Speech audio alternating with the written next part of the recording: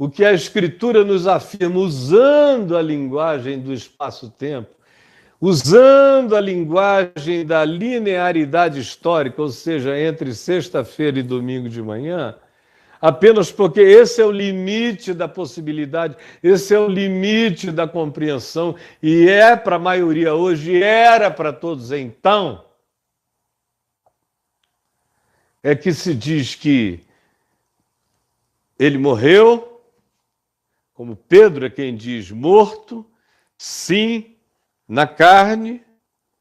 1 Pedro, capítulo 3, quando ele diz no verso 18, pois Cristo também morreu uma única vez pelos pecados, o justo pelos injustos, para conduzir-vos a Deus, morto sim na carne, mas vivificado no Espírito.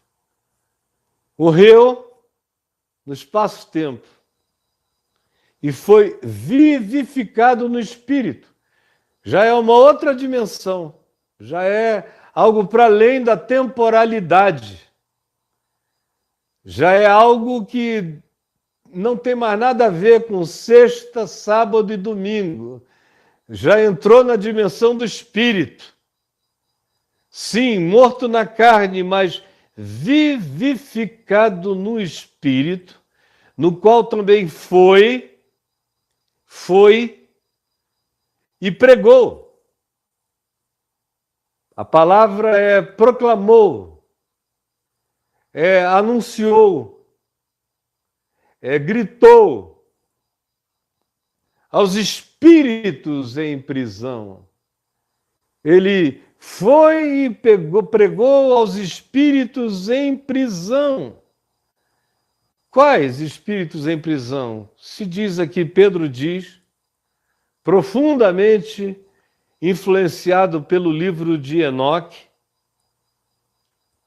no qual também foi e pregou aos espíritos em prisão, os quais noutro tempo foram desobedientes, quando a longanimidade de Deus aguardava nos dias de Noé, enquanto se preparava a arca.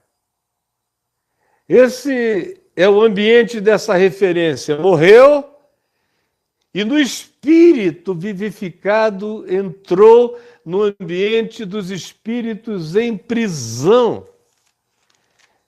Pedro, ele também que vem e nos diz e reafirma a dimensão de quem eram aqueles espíritos em prisão na sua segunda epístola, no capítulo 2, quando ele diz, ora, no verso 4, se Deus não poupou a anjos quando pecaram, antes precipitando-os no inferno, o texto grego diz no Tártaros, que era, segundo a cosmologia grega, o mundo dos mortos, o Hades, era feito de Elísios, que era o paraíso, e de Tártaros, que era o lugar da mais absoluta dor, um inferno.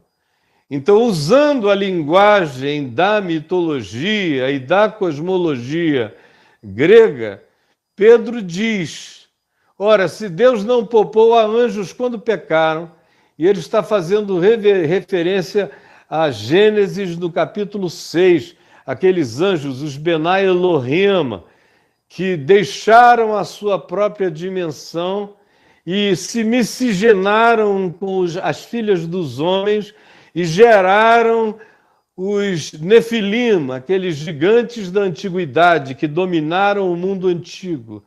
Ora, se Deus não poupou a esses anjos que pecaram, antes precipitando-os no Tártaros, os entregou a abismos de trevas, reservando-os para o juízo, e não poupou o mundo antigo, ou seja, a referência é a Noé, é aquele episódio de Gênesis 6, indubitavelmente, esse é o contexto, essa é a ambiência. Ele não poupou aquele mundo que se diz que toda a criatura nele se corrompeu, toda a natureza foi alterada, não só dos humanos, mas até na criação. Mas ele preservou a Noé, o pregador da justiça, e mais 7 pessoas, quando fez vir o dilúvio sobre o mundo. Aí cita as cidades de Sodoma e Gomorra e a salvação de Ló. E tudo isso ele faz recair sobre o fato de que havia esses seres em estado de colocação dentro de uma dimensão de juízo. E que é o que o livro de Enoque diz quando descreve os acontecimentos do dilúvio. Aí você chega aqui na epístola de Judas, que era irmão de Jesus, e vê Judas dizendo exatamente a mesma coisa. Cita a mesma coisa. Quero, pois, lembrar-vos, embora já estejais cientes de tudo, que o Senhor destruiu aqueles que foram desobedientes no Egito, e a anjos, os que não guardaram o seu estado original, mas atravessaram a sua fronteira dimensional, entraram no domicílio do espaço-tempo dos humanos. Ele os tem guardado em trevas, em algemas eternas para o juízo do grande dia. Aí volta de novo, cita Sodoma e Gomorra, prossegue. Aí fala de um acontecimento que não está registrado na Bíblia, que é a luta do arcanjo Miguel contra Satanás, a intervenção do Senhor. Aí vem e cita o livro de Enoque no verso 14. Quanto a estes foi que também profetizou Enoque. Ora, na Bíblia, o único lugar onde Enoque é mencionado é no livro de Gênesis, e não se diz que Enoque falou coisa alguma que tenha sido registrada, só que ele andou com Deus e Deus o tomou para si. Mas aqui, Judas parece saber coisas atribuídas a Enoque. Que coisas são essas? São aquelas que advieram de um livro produzido 300 anos antes, chamado, uma pseudoepígrafe chamado Livro de Enoque, que Pedro leu, que Paulo leu, que Judas leu, que teve profunda influência no Novo Testamento como um todo, e é isto que Judas, o irmão de Jesus e apóstolo, está fazendo referência.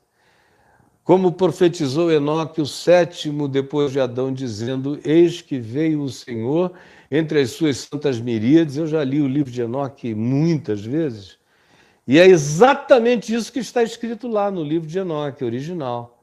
Eis que veio o Senhor entre as suas santas miríades para exercer juízo contra todos e para fazer convictos todos os ímpios, acerca de todas as obras ímpias que impiamente praticaram, e acerca de todas as palavras insolentes que ímpios pecadores proferiram contra ele.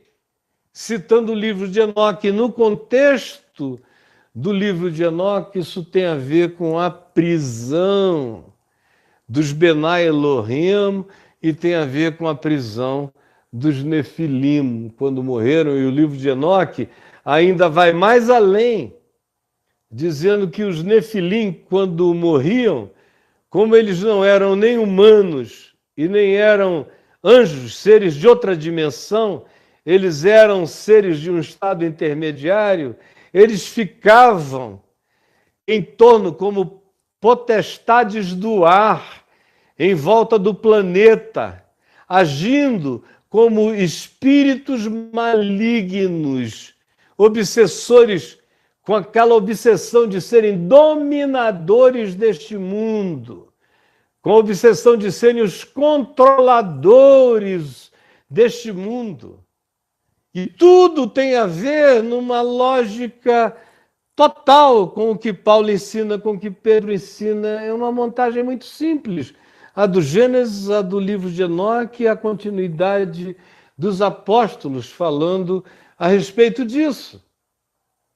Ora, o que Pedro está nos dizendo é que Jesus, morto na carne, desceu às regiões inferiores, mais profundas, a camadas dimensionais de treva, de juízo, de escuridão, contra a prática de desobediências horrorosas dos seres que induziram a humanidade a se tornarem, como diz o livro de Gênesis no capítulo 6, seres de natureza híbrida, alterando a sua própria natureza, como corrompendo toda a criação, razão pela qual veio o dilúvio, está explicitamente relacionado em descrição narrativa de causa e efeito em Gênesis 6.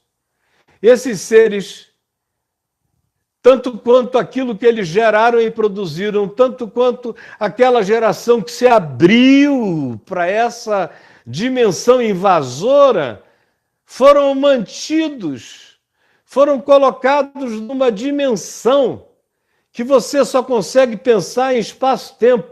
Parece que depois que acabou o dilúvio, eles ficaram lá presos. Não, a gente agora está na camada do espírito, onde não tem mais espaço-tempo, onde ontem, hoje são a mesma coisa, onde um dia como 1000 anos como um dia, onde tudo e nada não tem significado. O que tem significado é a consciência do juízo, da verdade e da justiça. É só isso.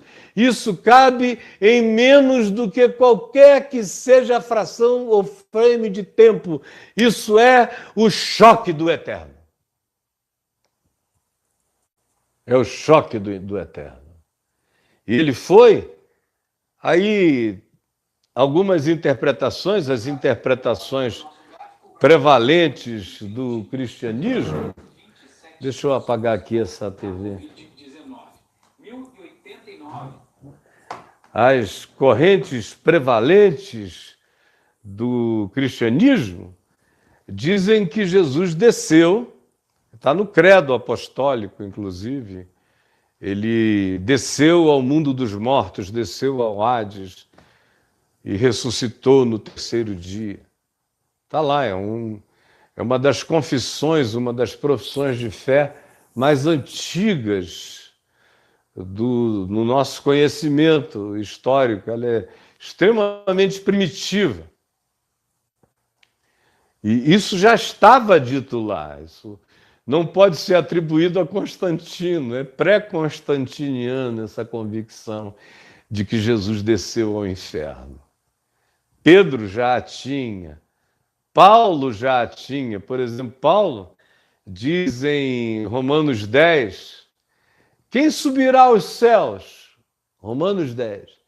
Isto é, para trazer a Jesus do céu à terra, para fazê-lo se encarnar. A gente tem que ter alguma ação para forçar a encarnação. Quem foi aquele que forçou a encarnação de Deus? A resposta a essa pergunta retórica é ninguém. Aí ele diz: portanto, quem descerá até o inferno? Isto é, para trazer a Jesus do abismo. Qual é a resposta? Ninguém. Ninguém. Nenhuma mão, nenhum poder. Ele vai e ele vem. Ele, morto sim na carne, porém vivificado no espírito. Ele foi e pregou aos espíritos em prisão. E o que é que ele foi fazer lá? E eu dizia que a maior corrente de interpretação do cristianismo diz que ele foi lá dizer aos espíritos em prisão e aos seres que tinham sido desobedientes no tempo em que Noé construía a arca. Ele teria ido lá dizer: olha só, vocês viram? Eu é que sou vitorioso. Vim aqui para dizer a vocês que vocês tentaram me matar, mas amanhã eu vou ressuscitar. Vocês estão sabendo? Parece até alguns pregadores que a gente conhece por aí.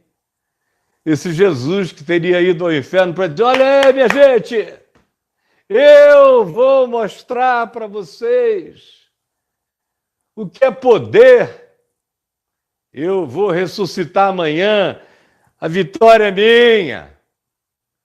Para mim parece uma coisa absolutamente patética. Esse Jesus caprichoso, esse Jesus frágil de identidade, esse Jesus carente de autovalidação, esse Jesus que tem que ir no inferno e dizer bem feito, bem feito, bem feito. Não acreditaram, então, olha só, vão ficar aí. Esse Jesus absolutamente infantil, esse Jesus que parece um pré-adolescente, playboyzinho, filho de papai e de mamãe, esse Jesus horroroso que morreu na cruz e foi se gabar no inferno de que ia ressuscitar no dia seguinte. Ai, meu Deus, me salva disso.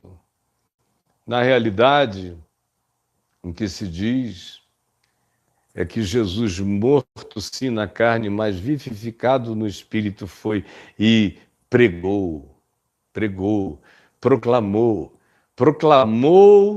o evangelho, proclamou a redenção, proclamou a graça, a misericórdia de Deus a anjos e homens, proclamou a redenção de anjos e de homens na profundeza eterna da desobediência, da angústia. Ele vai e as portas do inferno não prevalecem contra ele. O que isso significa? Que ele foi lá para trancar o que já estava trancafiado? Que ele foi lá para aumentar os grilhões dos que já estavam agrilhoados? Isso parece com Jesus, isso parece com o Cristo. Ele teria ficado esquizofrênico, ele mandaria que os pobres mortais perdoassem a todos, até aos inimigos, até aos seus próprios diabos que atentam contra ele, enquanto ele próprio vai brincar de olha só de quem é o maior lá no inferno. Ah, pelo amor de Deus, né, minha gente? Tem que parecer com Jesus que disse: o Espírito do Senhor Deus está sobre mim, pelo que me ungiu para proclamar libertação, para proclamar, anunciar o Evangelho aos pobres, para proclamar libertação aos cativos e restauração de vista aos cegos, para pôr em liberdade os oprimidos, para anunciar o ano da graça, da misericórdia do nosso Deus. Tem que parecer com que Paulo discerniu sobre Jesus e disse que nele, Jesus, haveriam de convergir todas as coisas dos céus, na terra, debaixo da terra, todas as dimensões haveriam de convergir para esse ato que no espaço-tempo acontece na cruz, mas que antes do espaço-tempo já está realizado, antes da criação de todas as coisas, como eu expliquei ontem. Esse ato é proclamado com as suas implicações. Paulo diz, são aquelas que fazem com que nele, por meio dele, para ele, todas as coisas sejam convergidas, todas as coisas que nele subsistem, todas essas coisas nele também serão convergidas, para que no fim de tudo ele seja tudo em todos, e sendo tudo em todos, ele mesmo se curve diante do Pai, para que o Pai seja tudo sobre todas as coisas. Essa visita ao inferno tem que ser coerente com Paulo em Romanos 8, que diz que nada poderá nos separar do amor de Deus que está em Cristo Jesus. Nada. Nem anjos, nem arcanjos, nem principados, nem nada. Nem anjos,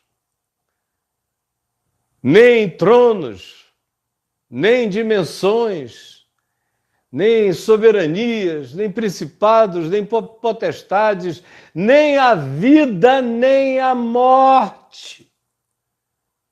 Nem a vida, nem a morte. Nem as alturas. E ele não está falando de altura espaço-temporal, ele está falando das alturas transdimensionais, nem abismos, ele não está falando da maior profundidade no Pacífico, ele está falando do abismo eterno mesmo. Nada. Nem o céu me separa de Cristo e nem o inferno me separa de Cristo. Nada poderá nos separar do amor de Deus que está em Cristo Jesus, o nosso Senhor. Absolutamente nada. Essa visita de Jesus ao inferno tem que ser coerente com esse Espírito de Cristo. Tem que ser coerente com Paulo falando aos Efésios. No capítulo 4, quando ele diz que quando Jesus subiu às alturas, na ressurreição, na ascensão, quando ele subiu às alturas, ele levou cativo o cativeiro. Aquele cativeiro, aquela prisão de almas, de anjos, de espíritos, quando ele subiu às alturas, ele levou consigo, no empuxo da ressurreição, todas as dimensões de homens e de criaturas. A cruz de Cristo foi absolutamente, infinitamente maior do que a crucificação de Jesus consegue manifestar. A cruz é eterna, a crucificação é espaço-temporal. Muito maior. É uma coisa tão extraordinária que Mateus diz que quando Jesus estava para entregar o Espírito, quando ele clamou, Eli, Eli, lema sabachthani, Deus meu, por que me desamparaste? E em agonia gritou, está pago, está consumado. Ó Pai, nas tuas mãos eu entrego o meu espírito.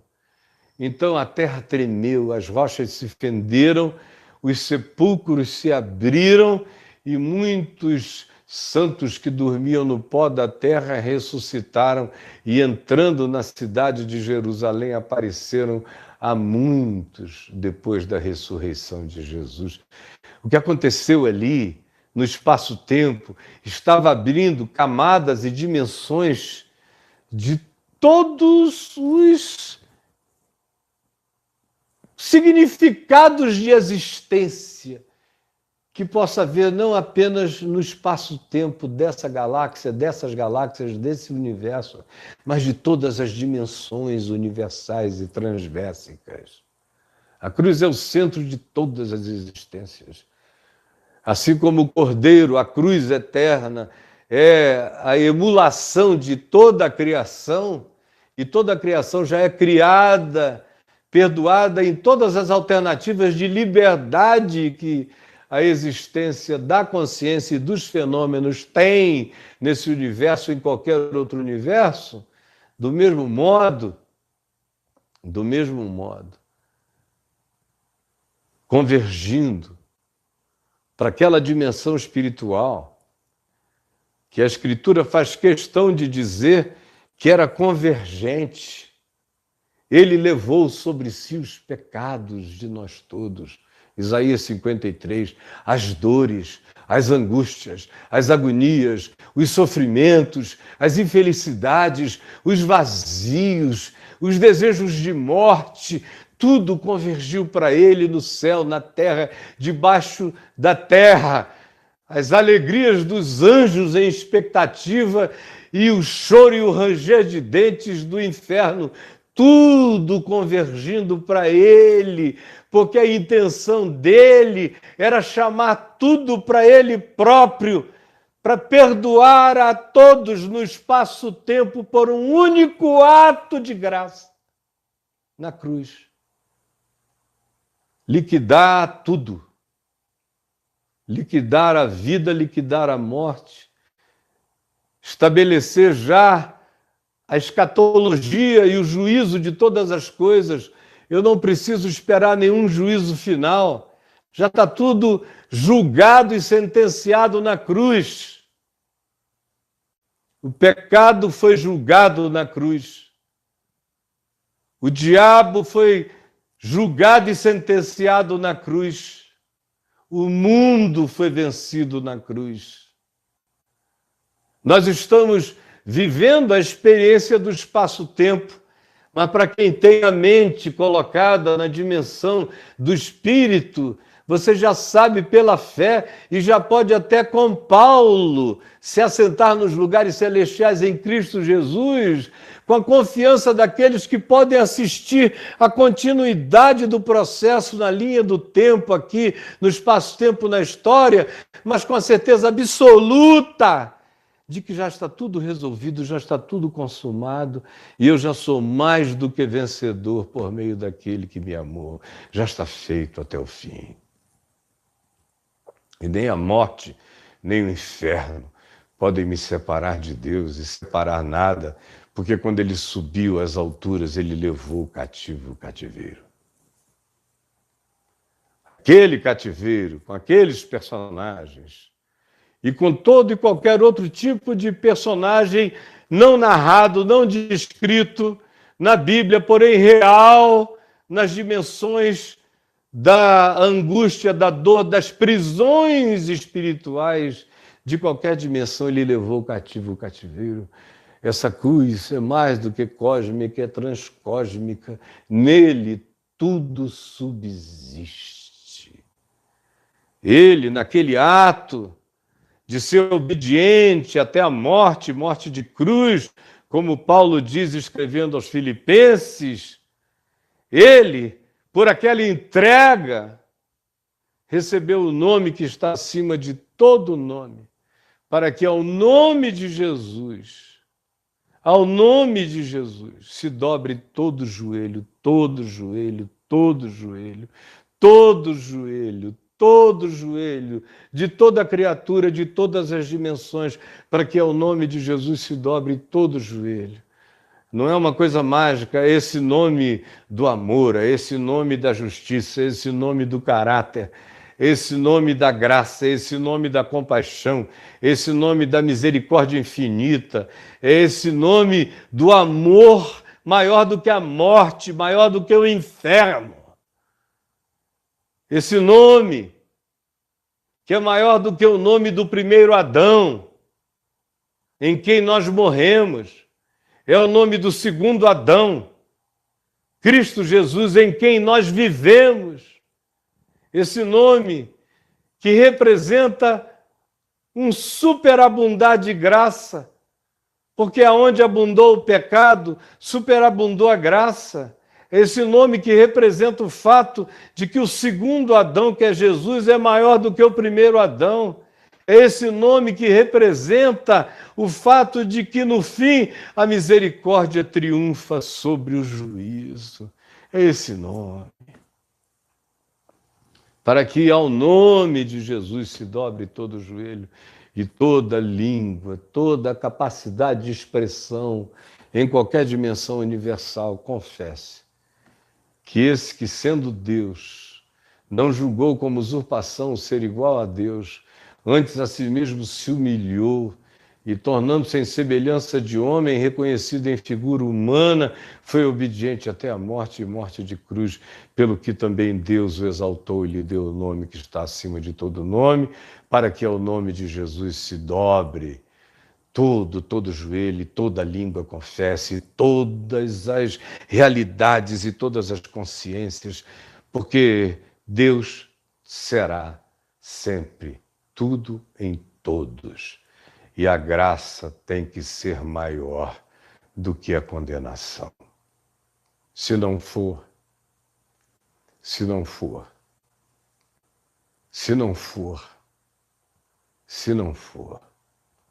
a cruz foi menor do que o meu pecado. Se não for, Jesus não é o Cordeiro que tira o pecado do mundo. Não é. Os homens só estão vivendo a insanidade da sua loucura, mas Deus já reconciliou consigo o mundo em Cristo Jesus, não imputando aos homens as suas transgressões. Por sua infinita misericórdia, Pai, perdoa-lhes porque eles não sabem o que fazem. E entra também no ambiente da própria morte, na maior profundidade do abismo do Tártaros e prega. E quando subiu às alturas, levou cativo o cativeiro.